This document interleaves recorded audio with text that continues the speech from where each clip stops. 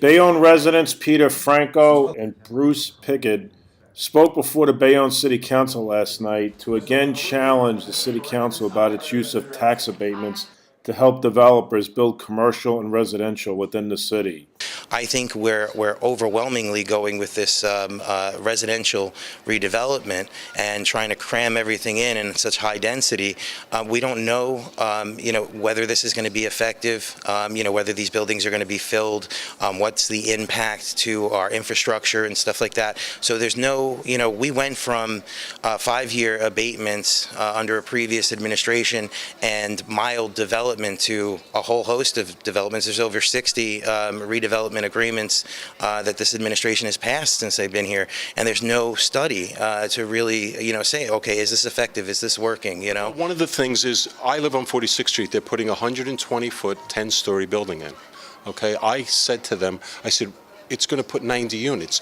There's about 9 or 10 parcels of land. They could have put in 6-story brownstone-looking structures with storefronts that would have had just as many units and would have not put this ubiquitous building in the middle of Archie Bunkerville. They're all 2-family houses going up and down the streets.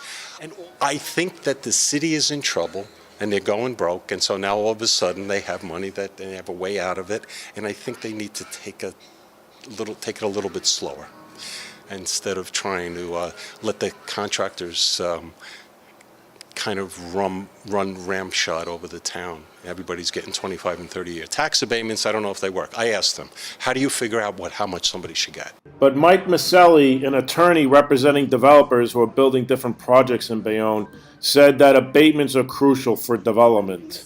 It's a necessary tool in today's world, especially when we're staring at a reval where the tax situation is really not clear. Lenders get very nervous about lending when they don't know what the tax structure is going to be, what it's going to wind up in the end. So the pilots, particularly now, are incentivizing and stabilizing the lending market for Bayonne. Because if they looked at a reval and said, we just don't know what the taxes are going to be in 5 years, a bank's going to get a little skittish about that. Beyond that, it does incentivize redevelopment in areas that need it. I mean, Bayonne was stagnant. Bayonne was dying on the vine.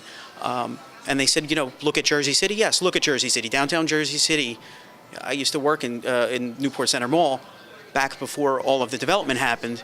Abatements built that place, and it's a vibrant community now. The thing people should understand is that developers generally wind up funding all development through banks. There are very few people who can fund them as individuals.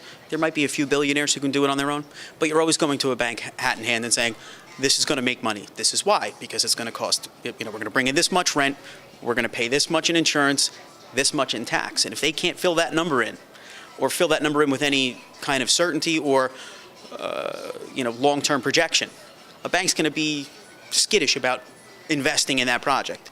So that was a problem. Bayonne stood pat and didn't really give pilots or abatements, and there were some here and there, but the program has really started interest in Bayonne. And when I tell you one developer talks to another developer, and that's how I get calls. So you represented my friend on this, and I want to do the same thing on this property.